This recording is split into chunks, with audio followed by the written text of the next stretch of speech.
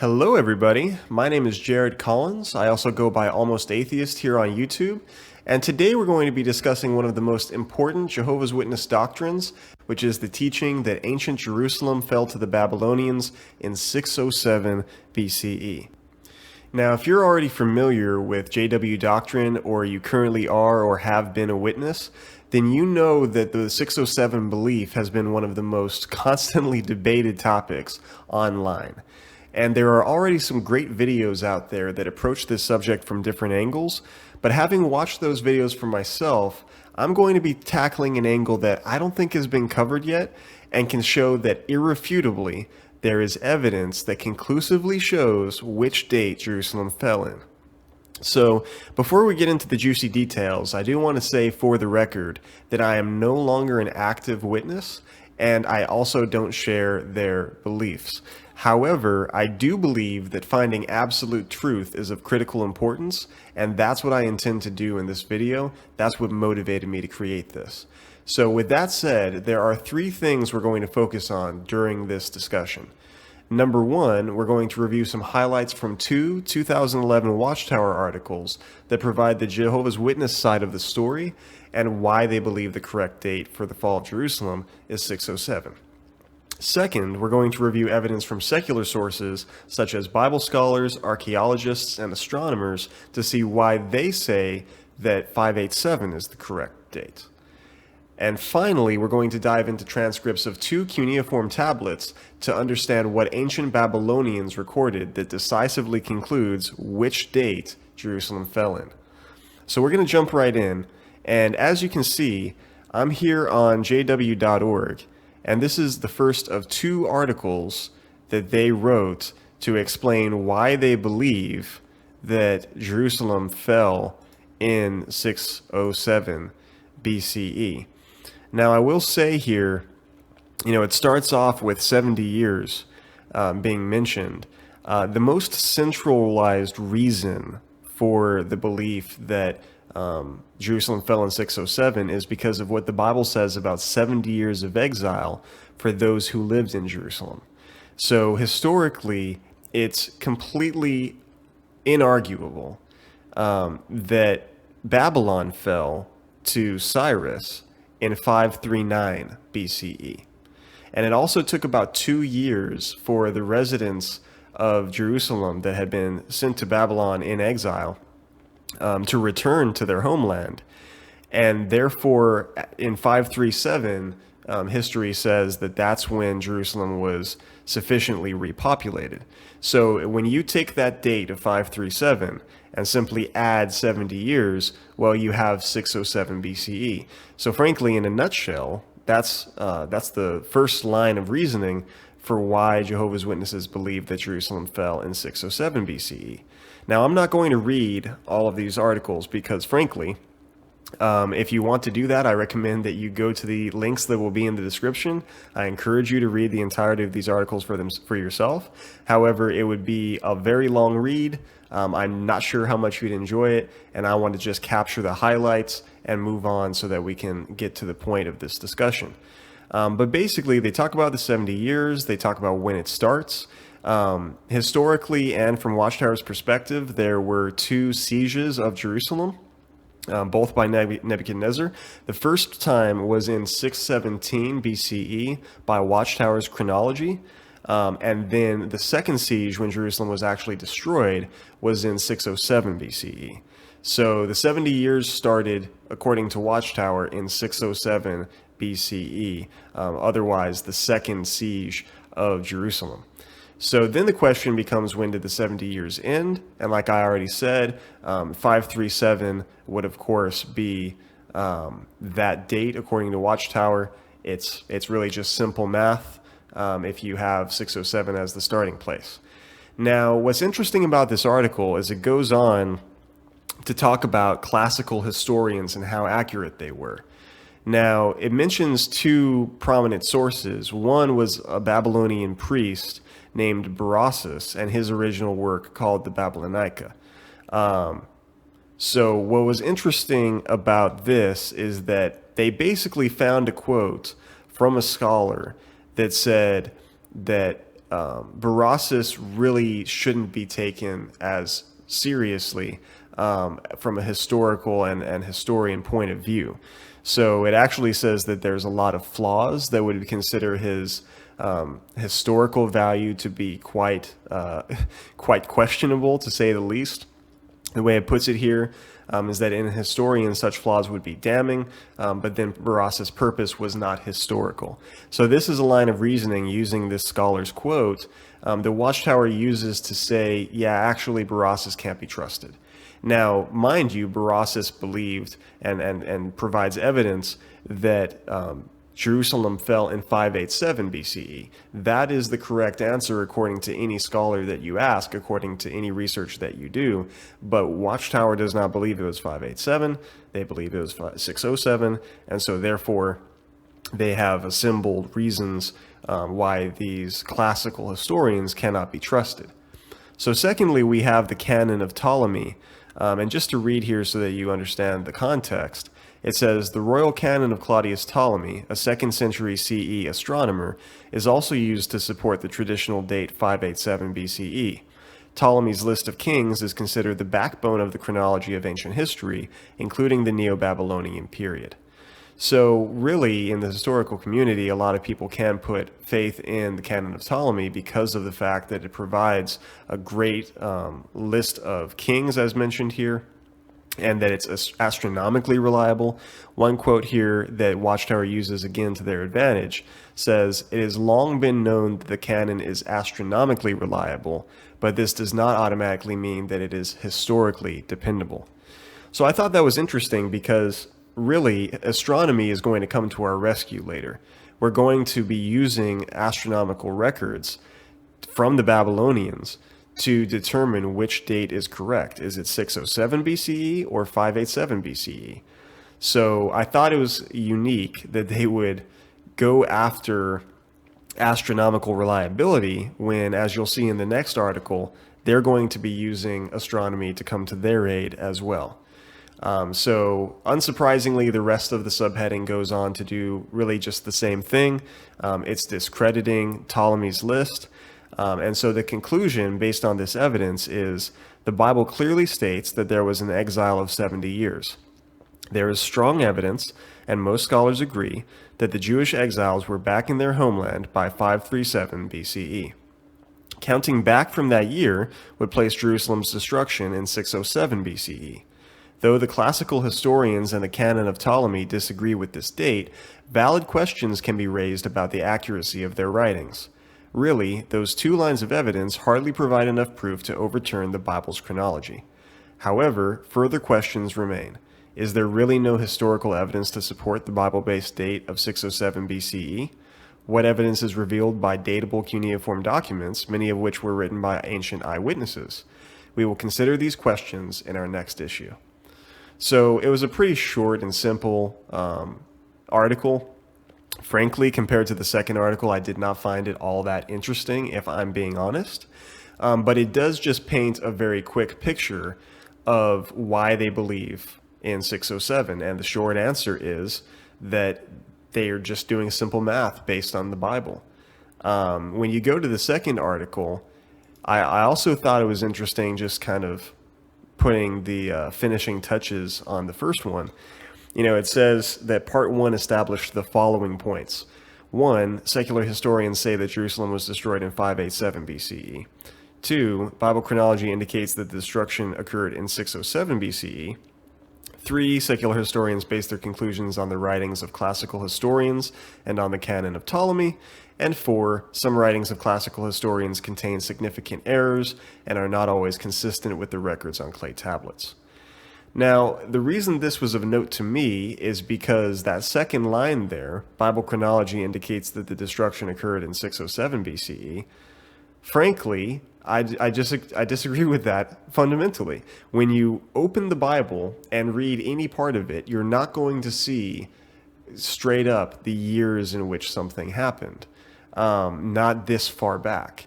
So when it says Bible chronology indicates that the destruction occurred in 607 BCE, it's not as though you can open the Bible and read in Isaiah, Jeremiah, Daniel, any of that, and have it say that Jerusalem fell in 607 BCE. It does mention the years of the reign of a certain king, and that is something that even secular historians use to corroborate secular evidence.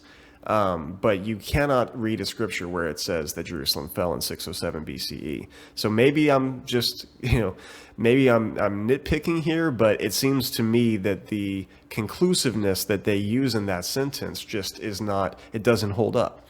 I also thought it was interesting that they said the secular historians base their conclusions on the writings of classical historians and on the Canon of Ptolemy. Frankly, in most of the research I've done, that isn't the case. I actually hadn't heard of Borealis or Ptolemy until I read this article. So most of the time, and you're going to see it when I get to the secular evidence part, and most of the time they're not referencing these people because, frankly, there's much more concrete evidence to refer to. So I just thought that that was interesting. But to move on with this article, it's really going to be all about what the clay documents show. So clay documents, also known as cuneiform tablets, are what I would say are actually the backbone of what archaeologists and secular authorities want to say about the fall of Jerusalem and anything that happened in this part of time as it relates to the Babylonians especially. But Watchtower brings out a few different things here. First of all, the Babylonian chronicles. Then they go on to business tablets. And lastly, astronomical tablets. So to keep it short, again, you can read these articles on your own time if you'd like. I encourage you to see both sides of the story. They discredit these tablets unless they have something to say that can agree with their ideology. As an example, with the Babylonian Chronicles, they say, well, there are gaps in the history recorded by the Babylonian Chronicles. Logically, then the question arises, how reliable are deductions based on such an incomplete record? Frankly, the Bible is incomplete. When you think about the chronological gaps in the Bible itself, would they use the same logic to conclude that you shouldn't make deductions based on the Bible then? The information that is provided in any of these cuneiform tablets needs to be seen not just on its own, but in the view of the overall body of evidence. So you don't just look at the Babylonian Chronicles on their own, you also include the business tablets. What's interesting about the business tablets is that really they have an awful lot to say because there are thousands of them. There are literally thousands of business tablets. That's actually one of the angles that's used in one of the videos in my description here. So I encourage you to look at that if that interests you more. I'm not really going to touch on that. But when you look at the summary of how they feel about business tablets, it says, there are further discrepancies in the transition of one king to another. For example, the documents show that Nebuchadnezzar was still ruling in his 10th month, 6 months after his successor is assumed to have begun reigning. A similar discrepancy exists with the transition between Amel-Marduk and his successor Neriglissar.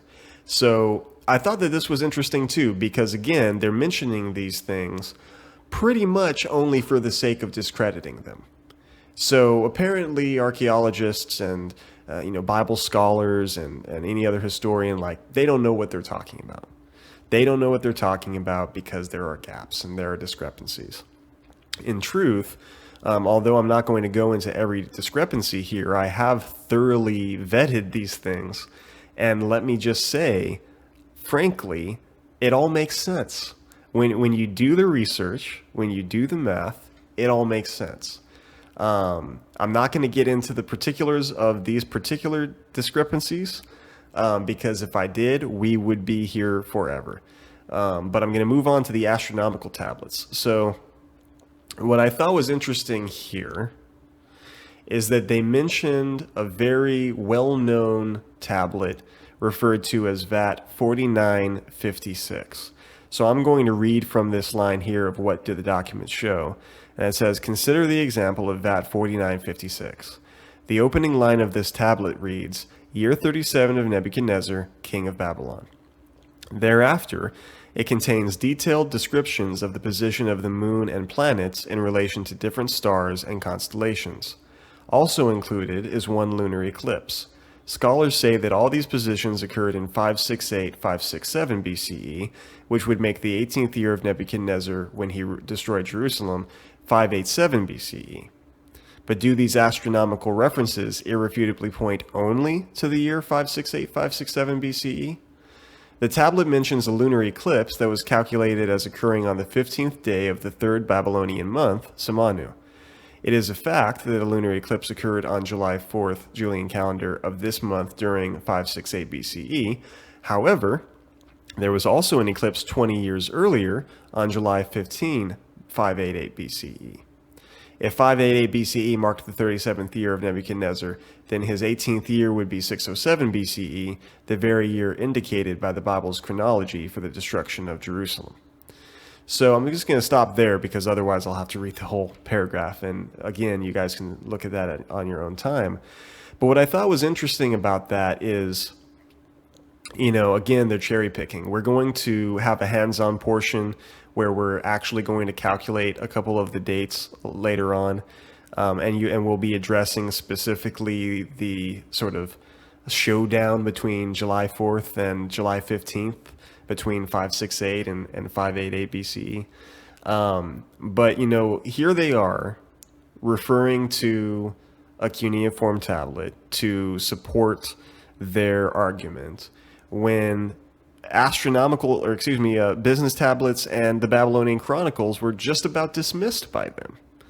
Because when you look at the Babylonian Chronicles and business tablets, they do not corroborate their timeline. But here you have a tablet that conveniently only has one lunar eclipse. Lunar eclipses are going to be a major subject when we get into the hands-on portion.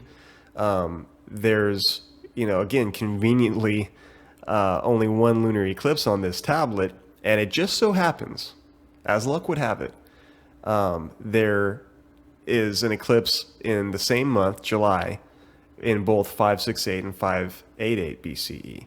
So they really are banking on that lunar eclipse. But I also want to mention later on in the paragraph, they're talking about, or the subheading, I should say, they're talking about sets of lunar observations. So according to them, they had researchers carefully analyze 13 sets of lunar positions from VAT 4956. And they did that with the aid of a computer program. And the analysis revealed that while not all of these sets of lunar positions match the year 568-567 BCE, all 13 sets match calculated positions for 20 years earlier for the year 588-587 BCE. Once again, I thought this was interesting because when you look at one of the footnotes, it basically says that while there were 13 sets of observations of the moon, wherein it was described in relationship with a certain star or constellation, that same tablet, VAT 4956, also lists 15 sets of planetary observations. But then they go on to say that since the cuneiform sign for the moon is clear and unambiguous, whereas some of the signs for the names of the planets and their positions are unclear, they left out those 15 sets. So they only went with the 13 sets of observations of the moon in relation to certain stars or constellations. Now, on the one hand, I agree. On the one hand, it makes sense, and on the one hand, I get it. Because you want to be as accurate as possible. And when you have 15 sets of planetary observations that could potentially be up to you could say that there's room for interpretation there as far as the cuneiform signs for it. Which do you think is easier?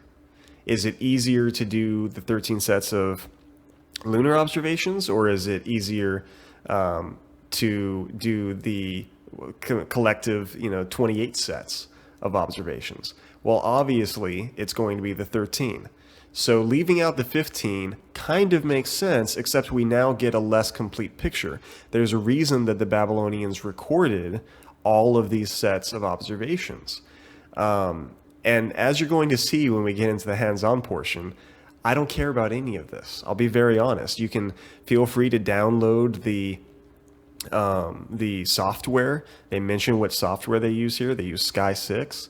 And so they give you, sort of a hint of the research tools you need to replicate the analysis that they did. But what I think is interesting here is, frankly, these lunar positions are just not as conclusive as what I'm going to be using in the hands-on portion. And the reason for that is because undoubtedly there is some room for interpretation. All you really have is this one cuneiform tablet, VAT 4956, and you don't necessarily have, again, with only one lunar eclipse, you don't necessarily have other tablets that are being scrutinized or analyzed by Watchtower to determine what the bigger picture looks like. So that's one of the criticisms that I have for Watchtower when on this subject, and frankly in general, because instead of looking at the bigger picture, they're cherry picking. Even when they have a point, they're cherry picking to find things that work for them. And frankly, that's just not how it works when you're doing research. So I wanted to also point out one of the footnotes because, all throughout this article, much more than in the first article, they're quoting scholars, they're quoting archaeologists who say something that Watchtower can use to their point. Something that makes Watchtower feel like they're correct, or at least they use it that way. And yet, one of the first footnotes says, none of the secular experts quoted in this article hold that Jerusalem was destroyed in 607 BCE. So here they're quoting these scholars, they're quoting these archaeologists and professors, what have you, who are experts in their craft. They've been doing this probably for most of their lives and are very well educated, yet Watchtower is only using quotes that support their ideology and are leaving out the fact that despite even the quotes they're using, these sources still don't believe in 607. They believe it's 587. And there is a very structured reason for why secular sources cite 587 as the correct date. So overall, my assessment of these articles, I will say that they're sophisticated. On the one hand, I think that's a good thing. On the other hand, not necessarily. I think that when you're tackling this subject, that you kind of have to be complex. You kind of have to be sophisticated if you're going to make a worthwhile case. The problem is, and this goes back to whether or not you know much about Jehovah's Witnesses. Witnesses as a whole, I would say, are not encouraged to do a lot of research that does not include Watchtower information. So you're not really going to hear in talks or sermons on official platforms from the Jehovah's Witness leaders, you're not going to hear them say, hey, Google this. Hey, do research from secular sources and see what you come up with. That's not really what you're going to hear. You're going to have them say, well, read the Bible, read the Watchtower, look at Watchtower Library online, which conveniently is what I'm using for this article. That's what witnesses are going to be told. So it's tough because if you were to just read this article, I can picture, especially back when I was a witness, remembering what that was like, I can picture witnesses reading this and saying, wow, what a great article. Anybody who thought it was 587 clearly didn't do their research. And especially when you get into the footnotes, I feel like the footnotes almost make up a whole nother article. It sounds like Watchtower has done their due diligence. But as I said earlier, when you get into the nitty-gritty of all of these things that they consider discrepancies and, time gaps and whatever else, it doesn't make sense. It doesn't make sense. And I know this because I've done the work for myself. So while I am going to be sharing the results of that work with you guys, the point of this video is not really to say, hey, take my word for it. I did this research. Look at me, how amazing I am. Now go change your belief system. That's really not what this video is about. This video, more than anything, is about a comprehensive view of why Watchtower believes what they believe, what their reasoning and argumentation is, and then what the counteragent to that is, what secular sources have to say, and also a very streamlined way of calculating it for ourselves. So again, in the description, I'm going to be putting a lot of content there, including these Watchtower articles. I think everybody should read these Watchtower articles if they're interested in the subject. If it's a debate of 607 versus 587, let's look at both sides. So, you know, it's not about only showing the information that is useful to me or makes me look like I have the right belief system. It's about looking at the overall bigger picture and decisively being able to say from the evidence, okay, this is what the correct answer is. Do I think that Watchtower, you know, represented each side of the argument equally or well? Frankly, no. You know, again, they cherry-picked the secular quotes that they used, and they made sure that the quotes they used cast doubt on secular sources and on secular information. So now we're going to actually look at some of the secular information here. And to start with, we're going to read the Babylonian Chronicle and the Ancient Calendar of the Kingdom of Judah, which is by Siegfried Horn from Andrews University in Michigan. And Siegfried was actually an archaeologist and Bible scholar. So here's what he had to say. The capture of Jerusalem. The most exact information ever obtained from cuneiform records for any event recorded in the Bible is that of the Babylonian chronicles pertaining to the capture of Jerusalem by Nebuchadnezzar during the reign of Jehoiakim. It is stated that Nebuchadnezzar left for Palestine in Kislev of his 7th regnal year, December 18th, 598 to January 15th, 597, and that he seized the city of Judah. Later in the article, he says, fortunately, some information is available which can, according to the present author's views, decide which set of dates is correct. This information is given in 2 Kings 25:8 and in Jeremiah 52:12, where the capture and destruction of Jerusalem is dated in the 19th year of Nebuchadnezzar. Whether the date is reckoned by the Babylonian calendar, according to which Nebuchadnezzar's 19th year began Nisan 1-586, or by an autumn-to-autumn calendar, according to which Nebuchadnezzar's 19th year would have begun Tishri 1, the result is the same. The capture and destruction of Jerusalem took place in the summer of 586, because only during that summer, both months fell into the 19th year of Nebuchadnezzar. So, first of all, how concise, right? You know, it's not as though... So Watchtower almost makes it sound like scholars don't have a reason to believe it was 587. Secular reasons really were not covered very well by Watchtower's articles. But in this body of work by Siegfried Horn, I mean, how much more concise can you be? He did the math. He even quotes the Bible to establish that you know, the destruction of Jerusalem was in the 19th year of Nebuchadnezzar, and then goes on to say that when you look at the calendar that the Babylonians used and how it all shapes up, you know, compared to our day and our calendar, that, you know, only during that summer, only during the summer of 586, could Jerusalem have been destroyed, because only in that summer did both months fall in the 19th year of Nebuchadnezzar. That is real research. That is real evidence. So when I read this, I thought it was very interesting. But like I said about cuneiform tablets, you cannot just cherry pick one article, or even two articles, or one source. Sometimes it could be two different things by one source, just like those two articles from Watchtower.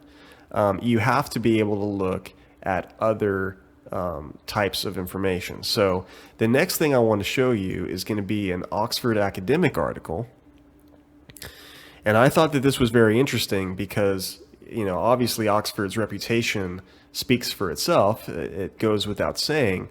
And this is actually from volume 45 of astronomy and geophysics. So this is a very complex subject, and yet it does talk about Babylon and sheds light on the dating that we're trying to nail down. So the title of this article is "The Earliest Dateable Observation of the Aurora Borealis." And the abstract reads, "The late Babylonian astronomical texts, discovered at the site of Babylon more than a century ago, contain what is probably the earliest reliable account of the Aurora Borealis. A clay tablet recording numerous celestial observations made by the official astronomers during the 37th year of King Nebuchadnezzar describes an unusual red glow in the sky at night. The exact date of this observation corresponds to the night of 12-13 March in 567 BC. The most likely interpretation of the phenomenon is an auroral display. This event occurred several centuries before the first clearly identifiable observation of the aurora from elsewhere in the world, namely China, in 193 BC. The Babylonian auroral observation is remarkable in the sense that it is one of a series of carefully recorded astronomical observations, for each of which the year, month, and day are known precisely. This observation occurred at a time when the geomagnetic latitude of Babylon was about 41 degrees north, compared with the present value of 27.5 degrees north, suggesting a higher auroral incidence in Babylon in 567 BC than at present." So hopefully I didn't lose anybody off of reading that abstract. I know it's a bit technical. I know that it gets into some deeper things. But here's the punchline. This is in a journal for astronomy and geophysics, and academics believe it's 568, 567. And the reason, it's again not without reason, it's because of auroral phenomena. So isn't it interesting that here we have a whole separate source, not an archaeologist, not a Bible scholar. We have astronomers and geophysicists who are saying, yeah, it was 568, 567, and even goes so far as to say that the month or the year, month, and day are known precisely. So to them, there's really no question. So a third and final article that I'd like to refer to, it's from the National Center for Biotechnology. And it was very interesting because, again, completely, a third completely different, source here.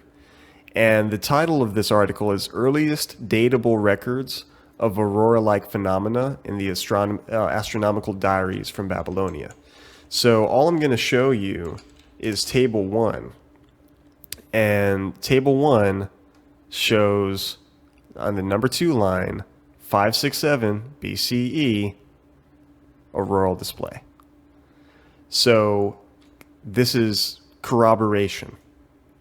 This shows accurately that 567 is on the list, not 587, which is what it would need to be for Watchtower to be correct, because Watchtower is trying to say that the 37th year of Nebuchadnezzar was in 587. That's not what we're seeing in Aurora, auroral phenomenon here, right? So there's several ways to look at it. You can look at the astronomical records. You can look at the, some other cuneiform tablets like the business tablets. And as I mentioned, there's a video that approaches it from that angle. But I was interested in astronomy because, Watchtower went out of their way to talk about that 4956, which again only has one lunar eclipse, but it also has other things. It has the auroral display that they didn't even know back then was an auroral display, yet they described it. And so modern day astronomers can look at it and say, hey, I know what this is, which again nails down the date, 567.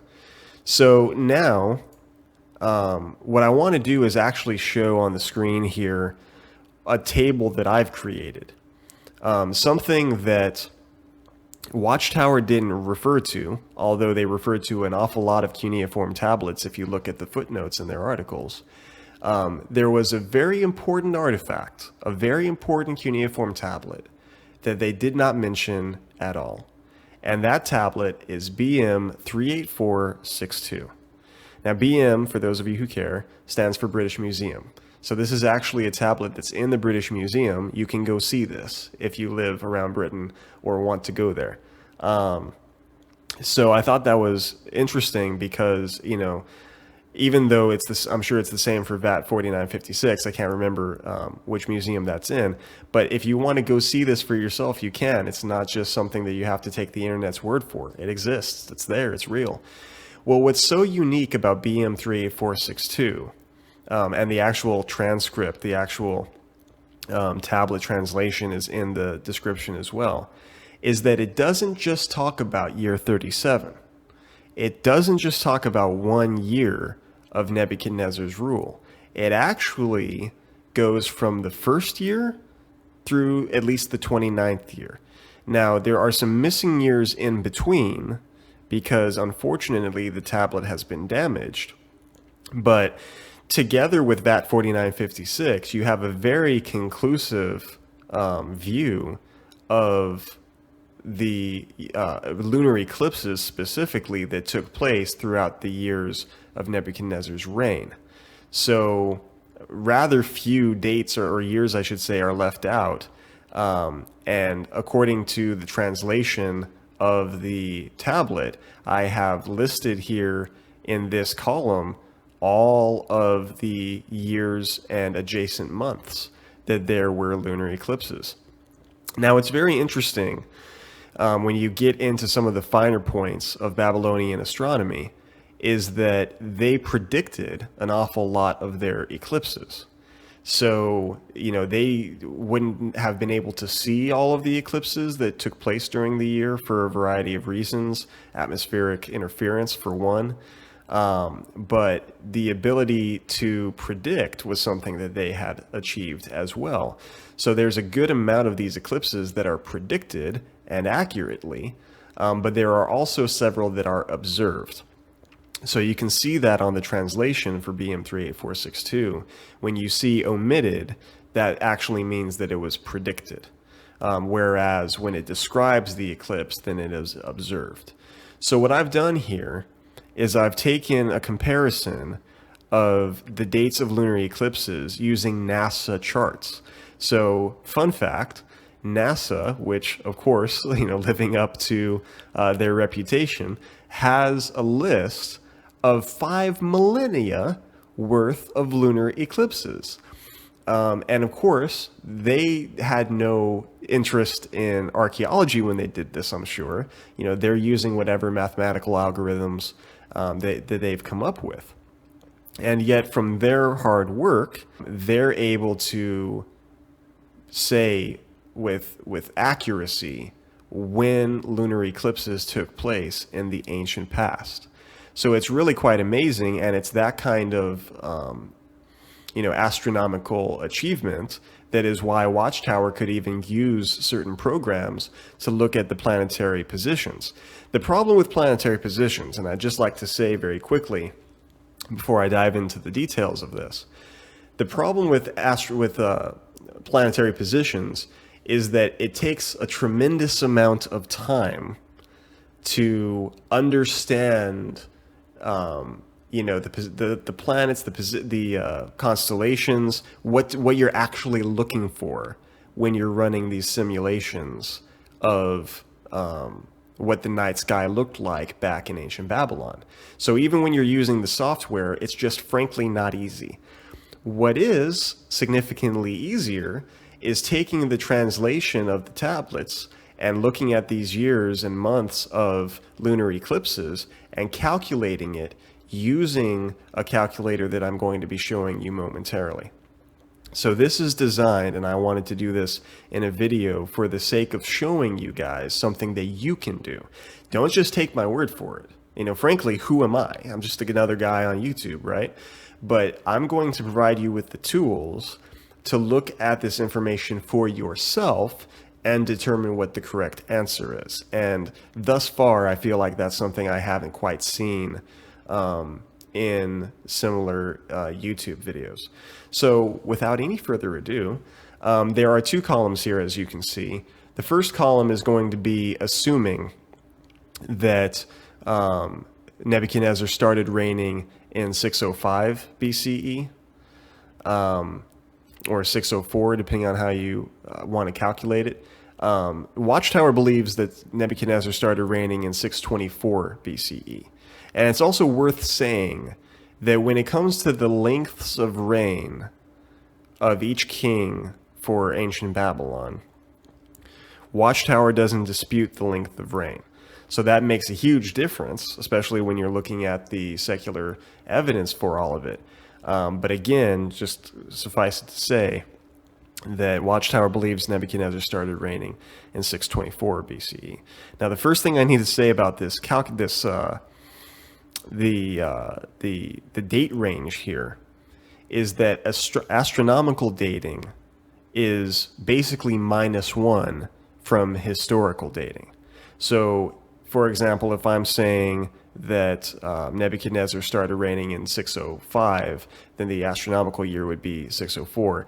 But in this case, because of how months work, and that's why the calculator is really important to look at, because of how months work, as far as Babylon's concerned, then really it was 604 BCE that he started reigning. So then the date range that I'm using here starts with 603 BCE from an astronomical perspective. Again, if I lost you guys here, I'm sorry. I tried to make it as uncomplicated as possible, as simple as possible, but frankly, it is complicated. And when it comes to things that make a huge difference to religious doctrine or belief systems in general, it needs to be complicated.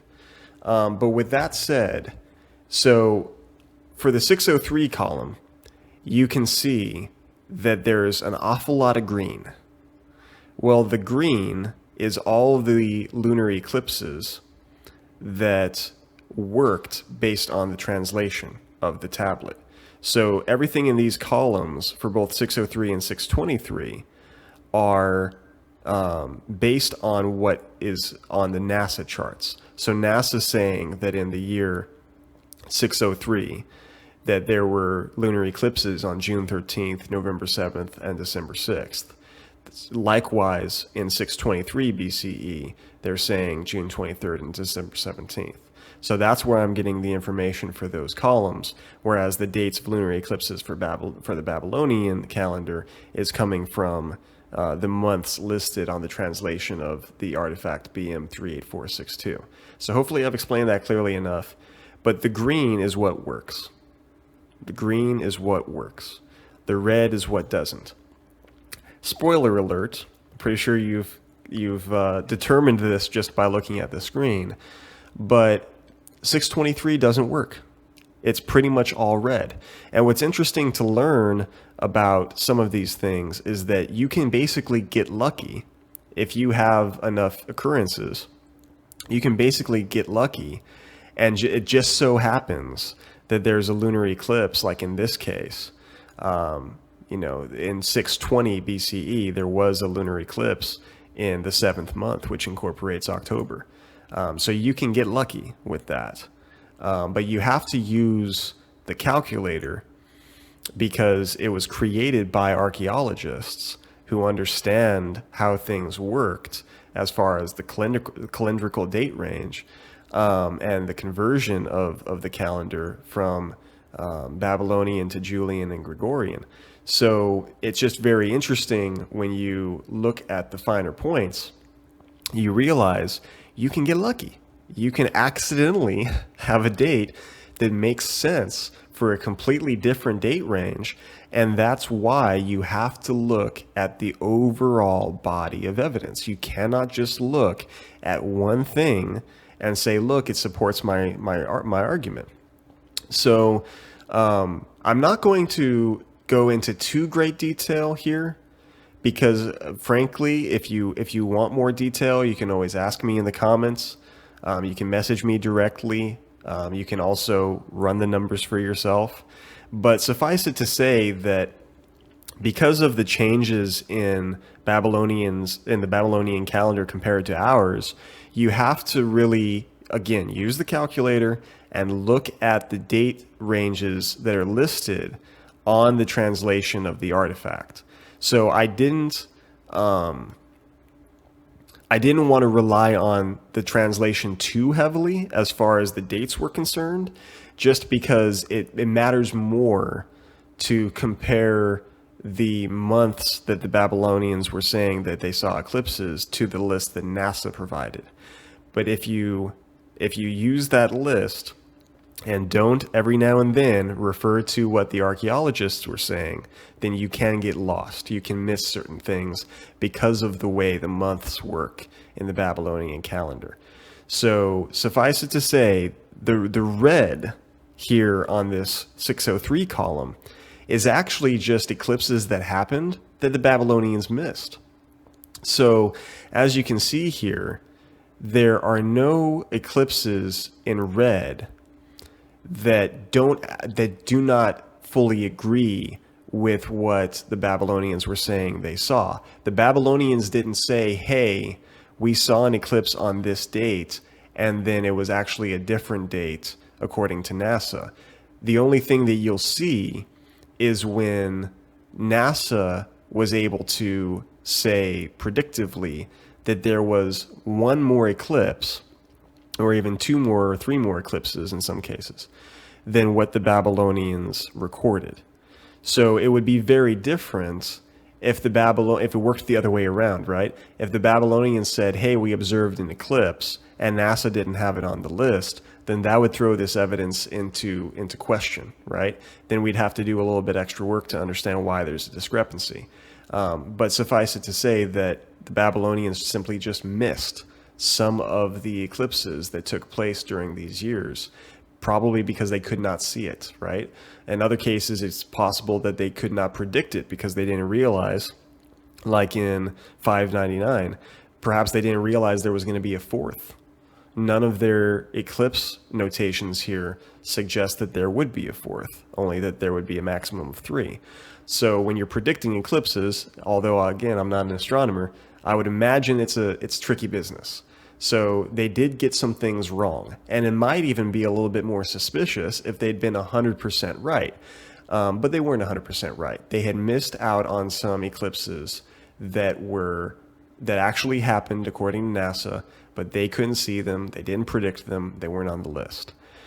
But what I want to calculate with you guys, because I don't expect you to just take my word for it. Having this table here and having the tools that I'm going to provide in the description will allow you to do the work for yourself. And I appeal to you, especially anyone who's watching who might still be an active witness. Please do the math for yourself. Do the math for yourself. Don't trust me, don't trust Watchtower, do the math. And the whole purpose, as I said, of this video is to allow people to have the tools to do the math. It's not easy. I'll tell you, to do all of this research took me about 50 hours. And in my case, it was 5 10-hour days.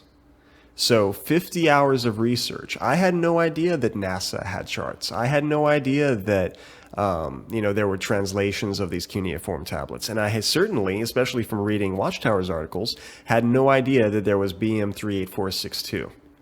All I knew about was VAT 4956, and it was through a lot of research, a lot of Googling, a lot of reading different articles, like the ones that I've mentioned, that eventually I found the right resources. Eventually I found the calculator, the NASA charts, etc. So I don't expect people without tools to do 50 hours worth of work to figure out something that, for the sake of, in the case of active witnesses, they already believe is a foregone conclusion. They already believe that it's 607. They don't need any convincing. If anything, they would need convincing that it's not 607. So that's why I'm doing this. But what we're going to calculate here up on the screen is VAT 4956. Because keep in mind, from the Watchtower article, they said that there was a lunar eclipse in 567, and there was a lunar eclipse in 587. And so for them to have everything working the way they needed to, for 607 to be the correct date for the fall of Jerusalem, then they would need this 37th year to be 587. And remember, they said July 4th, July 15th. Well, we're going to do a comparison here. We're going to first take July 4th. So we're going to take July 4th, and this is also an opportunity for me to show you how the calculator works. You just need to move things around. It's not like you get to press enter, unfortunately. You don't just get to press enter and it recalculates. You need to put in the day, the month, and then use the buttons at the bottom to change the year. Now, when you go to 4th of July, 567, then you have Samanu. You have the third month. And what's really interesting about that is it's exactly what we read on the translation for VAT 4956. It says it's the third month, 15th day. Now you will notice here it says the 14th day, but in that lunar eclipse observation, it also says that the last month or the last day of the last month was the same as the first day of the current month. So when you think that in our terms, that would be like the 30th of a month, right? You count forward from 30, 15 days. What do you have? You have the 14th day. So for anyone who thinks that's a discrepancy, it's not. So here we have the third month, 14th day, and that, as you can see, falls into the 37th year, the 37th regnal year of Nebuchadnezzar. That aligns perfectly. That aligns perfectly with what scholars have always said, that it's 587 for the fall of Jerusalem. Well, you know, any witnesses watching this will probably say, well, that's all good and well, but July 15th. Fair enough. Let's look at July 15th, 587. So we're going to go 10 or 20 years, I should say, beforehand, which you're going to see still 14th day, but what's the month? The month is the fourth month. It's not the third month. It's not Samanu.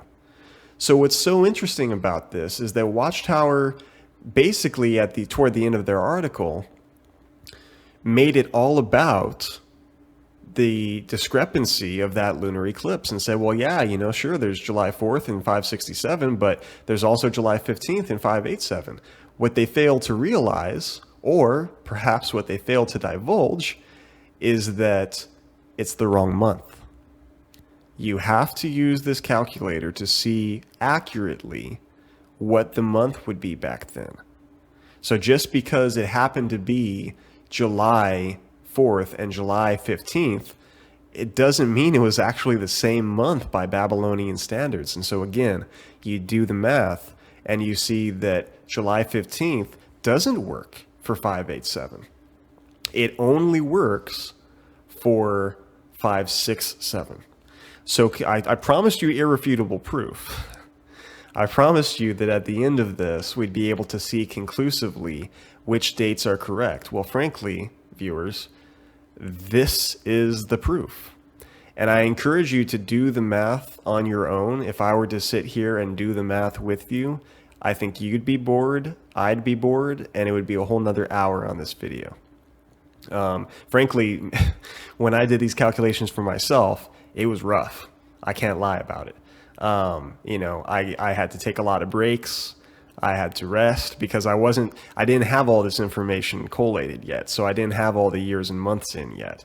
I didn't have all the dates from NASA in yet. So I had to do all of that as I was going along. So frankly, it was rough. But when all is said and done, the math is here. And at least now that I have the dates on the list, all you guys need to do, if you want to do this research for yourself, is confirm that I haven't messed up any of the dates. That's all you have to do. All you have to do is look at the translation and then look at NASA's charts and confirm that I didn't accidentally put some dates in the wrong place.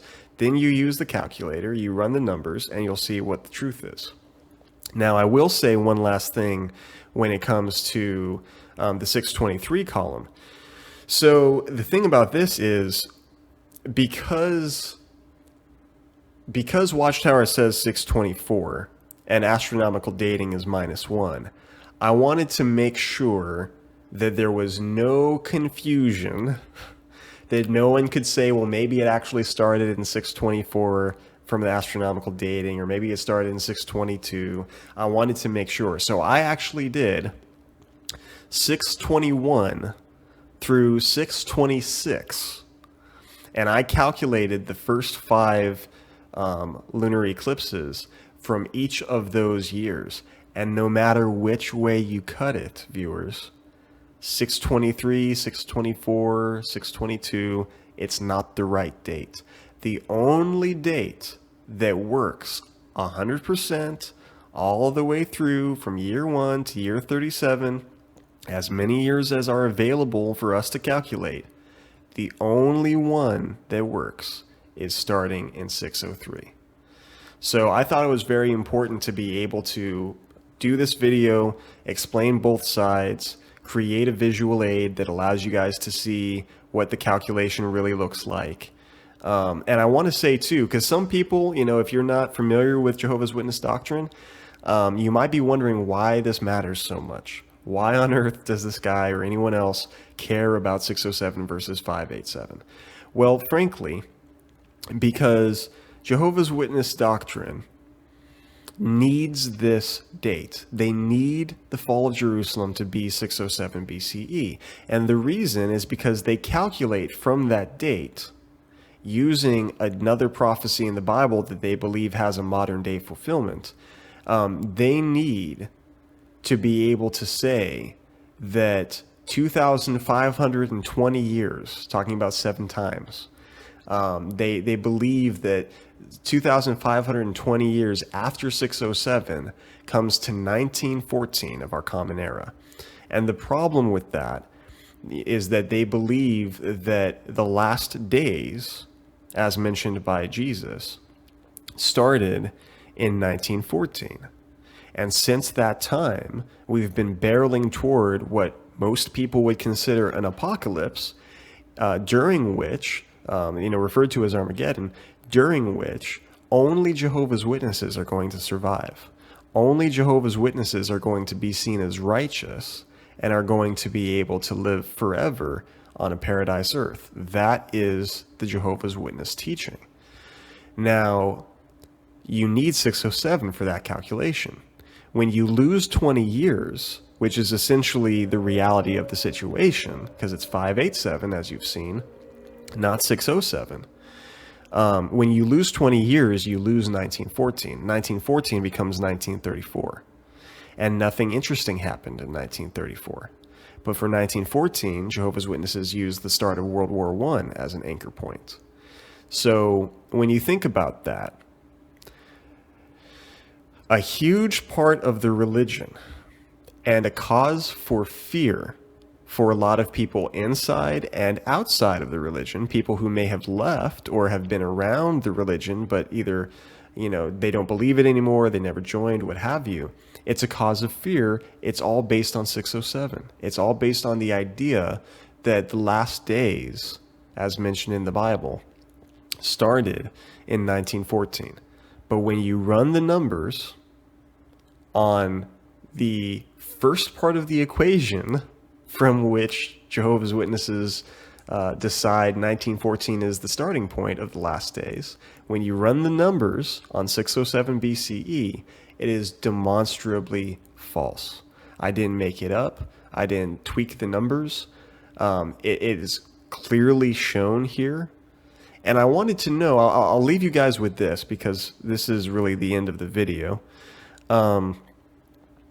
Here's partly why I did this.